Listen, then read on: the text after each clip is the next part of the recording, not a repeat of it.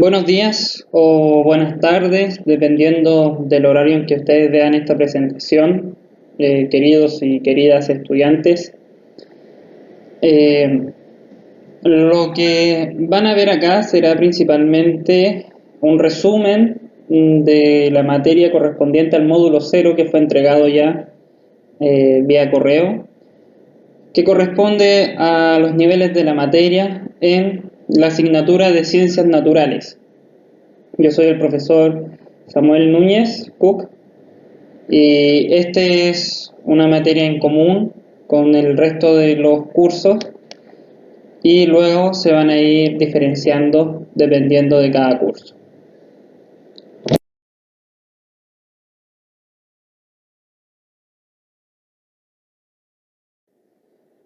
Entonces la primera pregunta que debemos hacernos, y a modo de introducción, sería resolver qué son las ciencias naturales, ¿ya? ¿Qué es a lo que se refiere este curso, esta asignatura propiamente tal?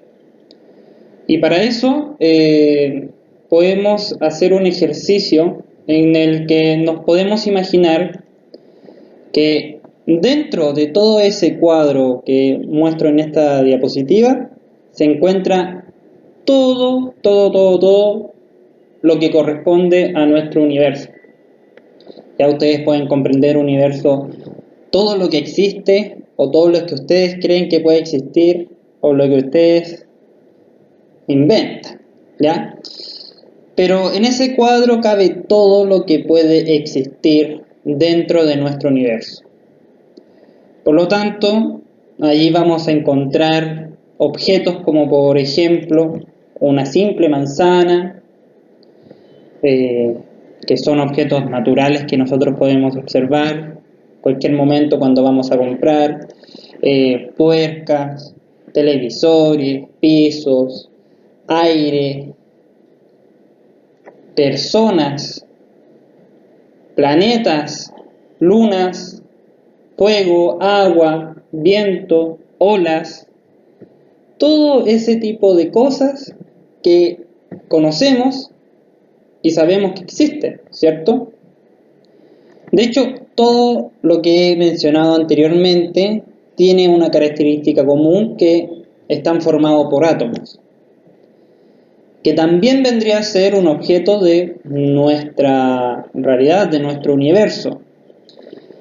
Y también podemos hallar que en esta realidad, dentro de todo lo que nosotros podemos conocer, no solamente vamos a hallar este tipo de cosas, sino también podemos encontrar ideas, la existencia de palabras, de conceptos, o sentimientos, emociones que podemos sentir cada uno u otras personas u otros seres. El amor, por ejemplo, también es un concepto que puede existir dentro de todo este cuadro que llamaremos universo. Entonces, las ciencias naturales vendrían a ser un modo de conocimiento. Van a existir distintas maneras de conocer y comprender todo este universo. Y dependiendo de la forma en que se maneja y se estudia, vamos a catalogarlo de alguna manera. Por ejemplo, las artes conocen el universo de cierta manera, la religión, la literatura, etc.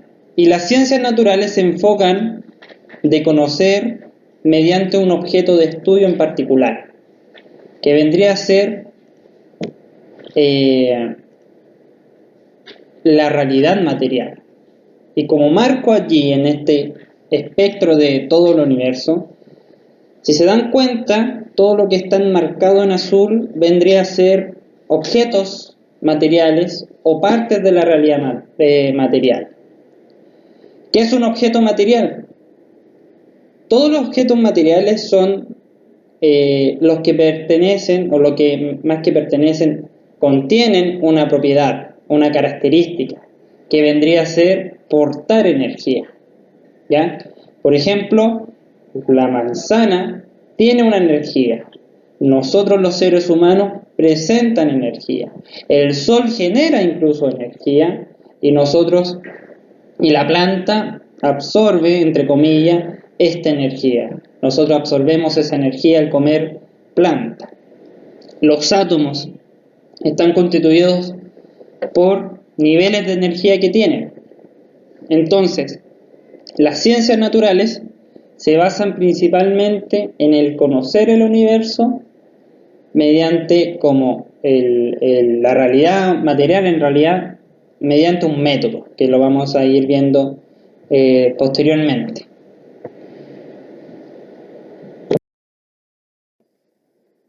Bueno, aunque en realidad generalmente se va a definir al objeto material o a la materia como todo lo que va a presentar como propiedad una masa y un volumen en particular.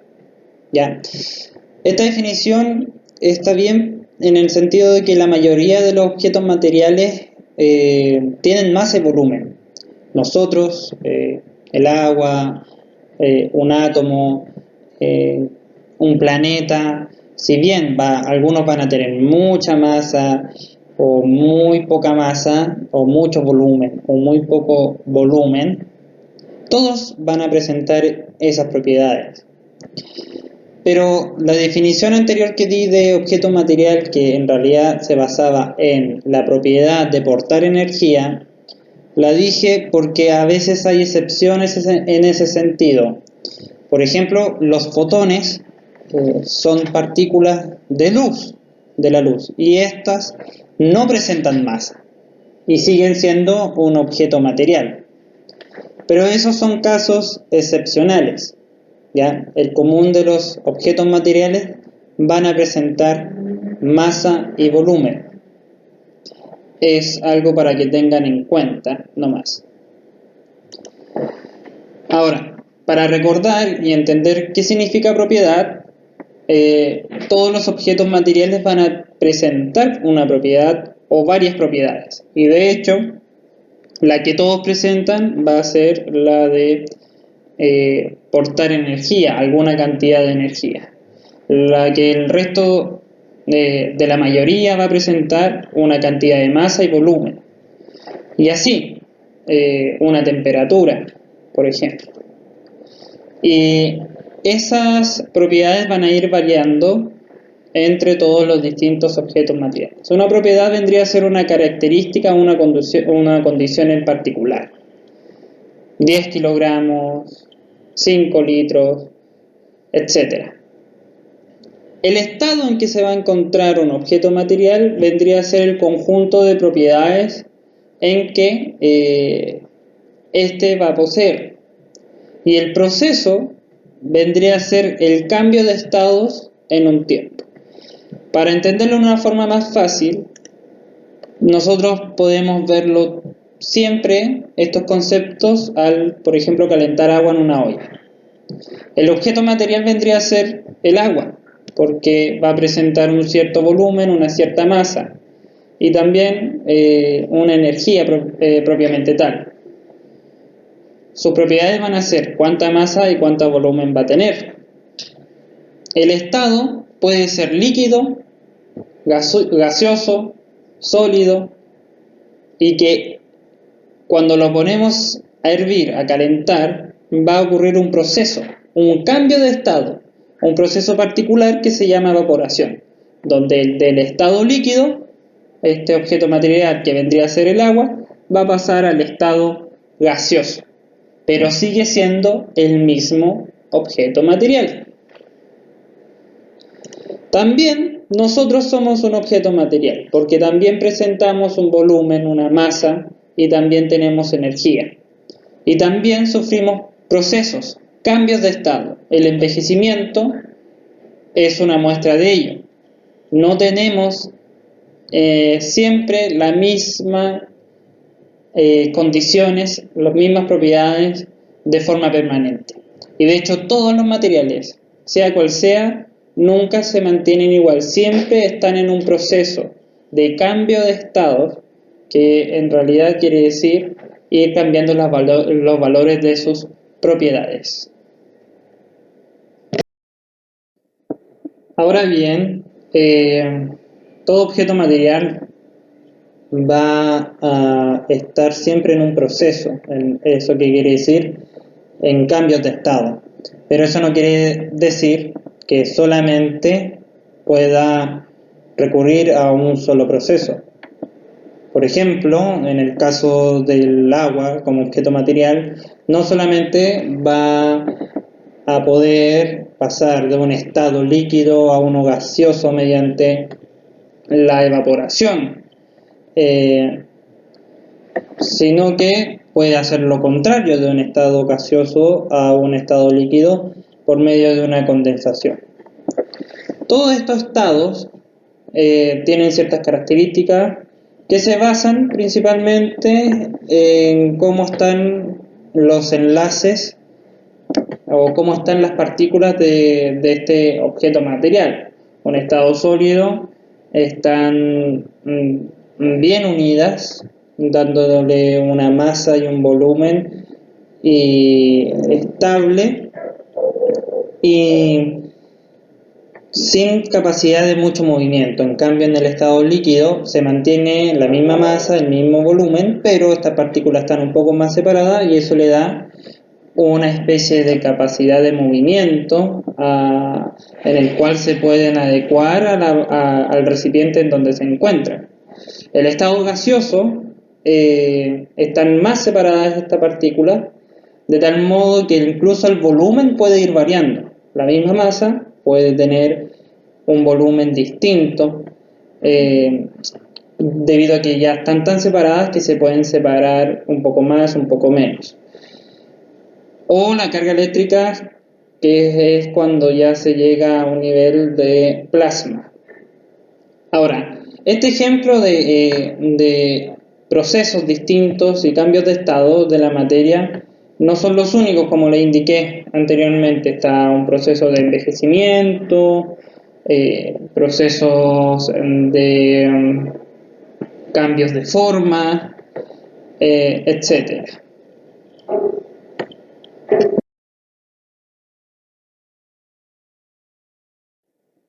Por ejemplo, también la metamorfosis de animales, procesos de revolución social, procesos de formación de la Tierra. O sea, todos los objetos están haciendo cambios de sus estados. No se queden solamente con la idea de cambios de estado de sólido, líquido, gaseoso, porque ese es solamente un ejemplo.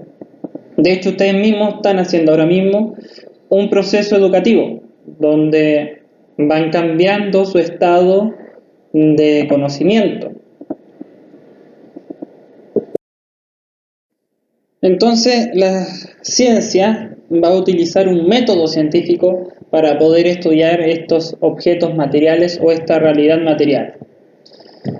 Y se caracteriza por presentar pasos, o más que pasos,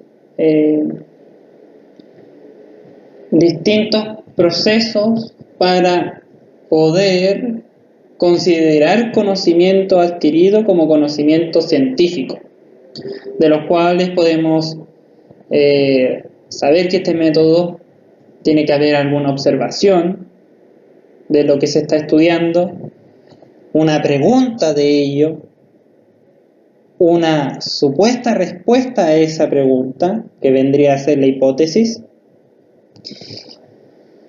algo que nos permita poner a prueba si la supuesta respuesta está bien o está mal, es verdadera o no, frente a esa pregunta que nos hicimos, que vendría a ser generalmente conocido como la experimentación. Luego de hacer ese proceso de evaluación riguroso, llegar a una conclusión y finalmente siempre reportar los resultados. Si tú llegas a una conclusión en un proceso científico y no lo publicas, no das a conocer el resultado, no es ciencia todavía. Ahora, esta imagen presenta un método que sigue de un paso 1, 2, 3, 4, 5 a 6. Y es el más clásico de todos. Lo importante es que estén presentes cada uno de esos pasos. Muchas veces en la práctica esos pasos no siguen ese orden. Muchas veces hay resultados y luego se hacen las preguntas. O se experimenta y se observa algo nuevo y se llegan a otras conclusiones. O al final termina uno como científico haciendo otra hipótesis. Lo importante de esto es que conozcan cada uno de esos pasos y entiendan que es esencial que el método científico los cumpla. Esto le da una característica de ser un conocimiento riguroso, repetible y falseable. Eso quiere decir que se puede poner a prueba en cualquier momento. Y por lo tanto la ciencia es dinámica.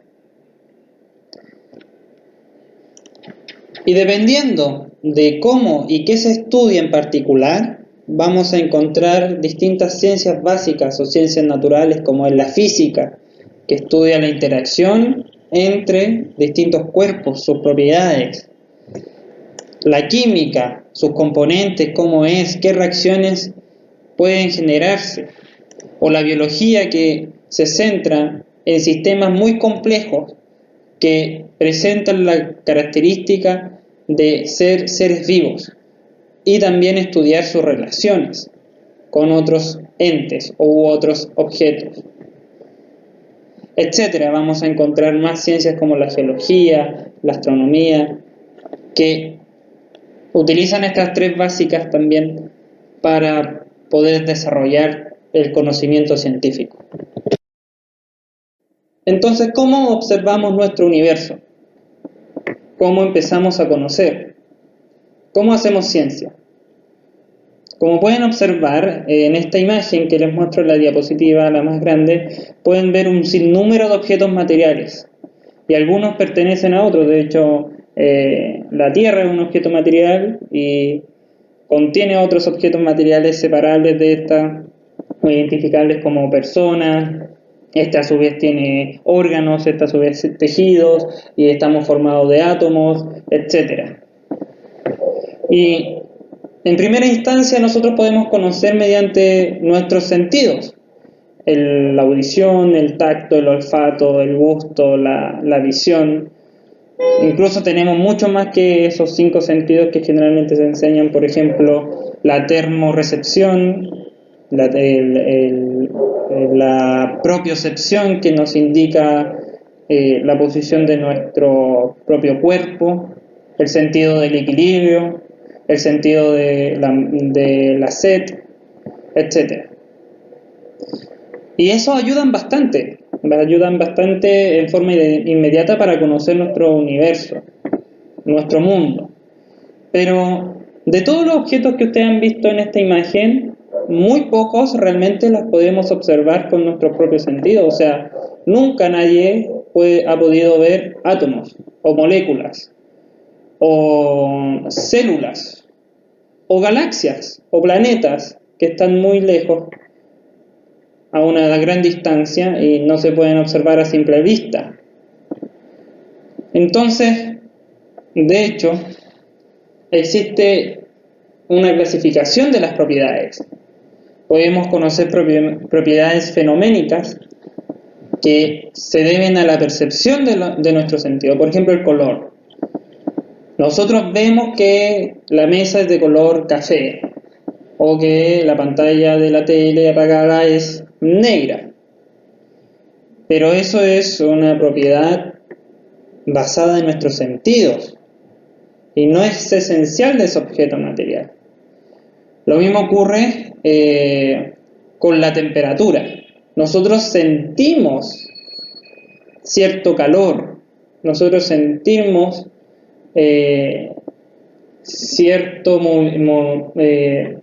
una idea de temperatura, pero no podemos saber a base de nuestros sentidos cuál es la temperatura de ese objeto.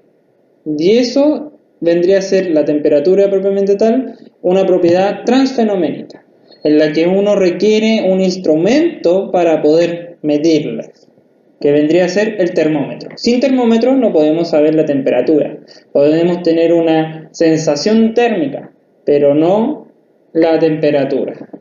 Nosotros podemos sentir un objeto por presión, que existe, que hay alguna estructura que nos separa de él, pero no podemos observar por ejemplo, los átomos que permiten eso. Las células no las podemos observar sin ningún instrumento como un microscopio. O las galaxias sin un telescopio, que también es un instrumento para medirlas.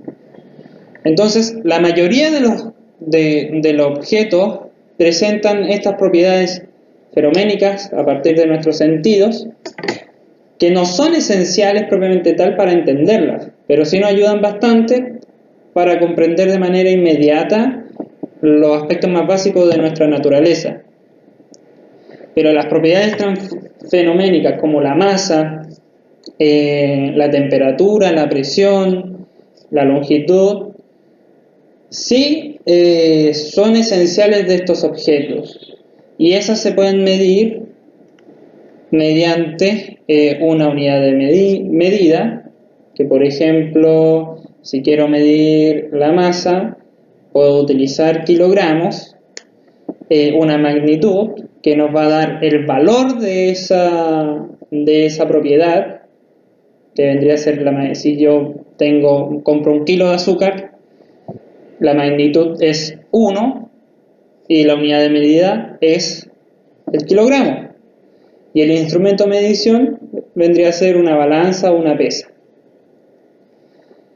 Entonces, eso es importante debido a que la ciencia, mediante este método, ha podido descubrir o explorar una gran cantidad de objetos que antes no podíamos observar con nuestros sentidos. Y así vamos a ir encontrando muchos ejemplos de instrumentos para medir estas propiedades transfenoménicas que no son perceptibles a nuestros sentidos. Por ejemplo, el barómetro, que mide la presión, la regla, la longitud, el termómetro, temperatura, peso y masa, en realidad masa de las balanzas, microscopios que nos permiten observar estructuras bastante pequeñas, incluso el dinero que nos permite medir el valor de las cosas. Esto ha sido un gran aporte desde la ciencia, debido a que los instrumentos científicos han permitido observar una gran cantidad de objetos materiales y propiedades que fuera de nuestra percepción de los sentidos era imposible. Y eso ha aumentado mucho la calidad de vida y el conocimiento del universo. Finalmente me gustaría recordar que deben de hacer las actividades del módulo correspondiente y frente a cualquier duda enviarnos a nosotros los docentes que corresponden a cada curso para que nosotros los podamos solucionar en cuanto las tengan. Mucho éxito. Estoy muy agradecido, espero que esto les haya servido como un resumen de lo que tienen que leer, de lo que ya leyeron para comprender mejor esta materia. Muchas gracias.